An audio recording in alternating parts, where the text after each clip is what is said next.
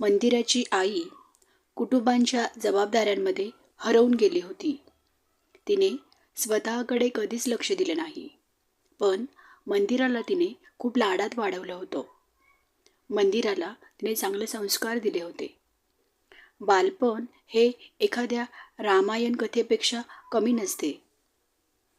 मंदिरा एकदम देखणी आणि शिकलेली मुलगी होती. ती सर्वांशी प्रेमाने वागणारी होती. मंदिराचं नुकतंच MBA झालं होतं. ती मोठ्या कंपनीत जॉब करायच्या विचारात असतानाच घरच्यांनी तिच्या लग्नाची पाहणी करायला सुरुवात केली. पण तिला लग्न करायचं नव्हतं. आता घरच्यांपुढे काय बोलणार म्हणून तिने हे सांगितलं नाही आणि लग्नाला होकार दिला. आपला जोडीदार आपण स्वतः निवडावा अशी तिची मनातली दाबलेली इच्छा होती. पण 2 दिवसांनी मंदिराला एक स्थळ आलं. राजवीर देशमुख त्याचं नाव. तोही MBA झालेला. मुंबईत एका कंपनीत नोकरीला होता.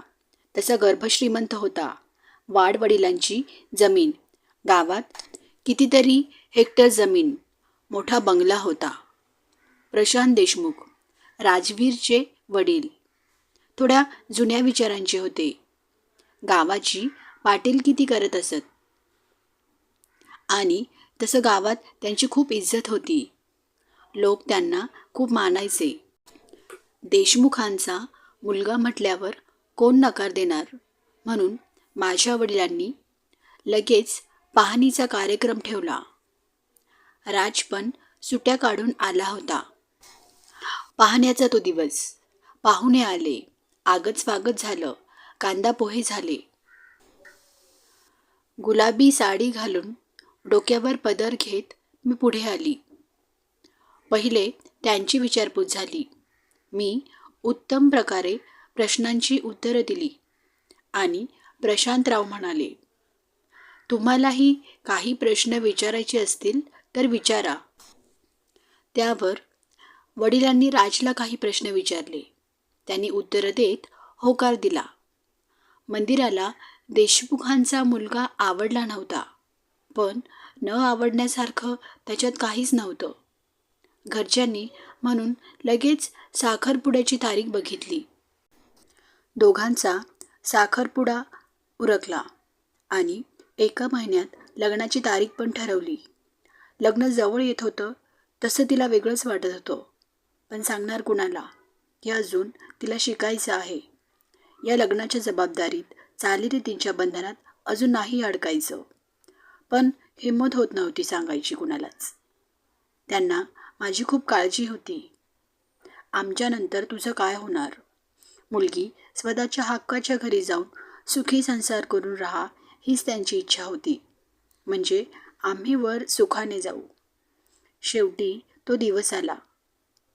घरच्यांनी सर्वांनी हसत हसत सुखाच्या अश्रूंनी आशीर्वाद देत तिची पाठवणी केली. लग्नाचा सगळा विधी पार पडला. पाहुणे निघून गेले. मंदिराचा सुखी संसार सुरू झाला. तिला सगळंच येत होतं. ती उत्तम स्वयंपाक करायची.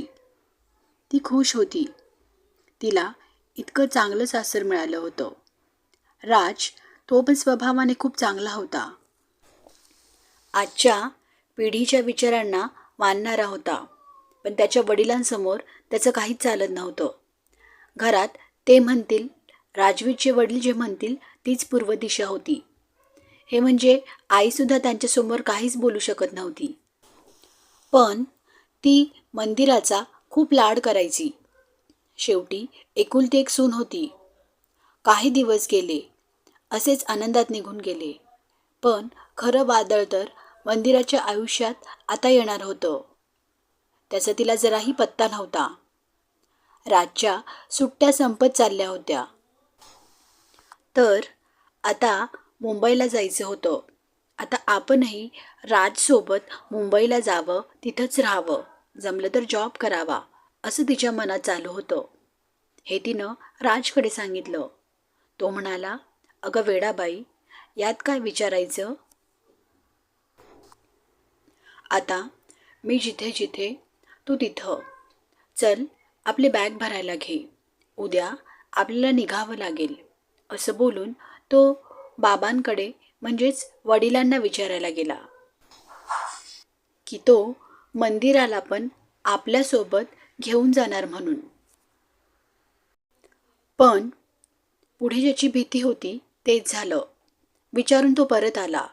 थोडा विचारात होता. मंदिराला कसं सांगावं त्याला कळत नव्हतं. पण त्याला तिला सगळं सांगावं लागणार होतं. शेवटी त्याने तिला ते सांगितलं.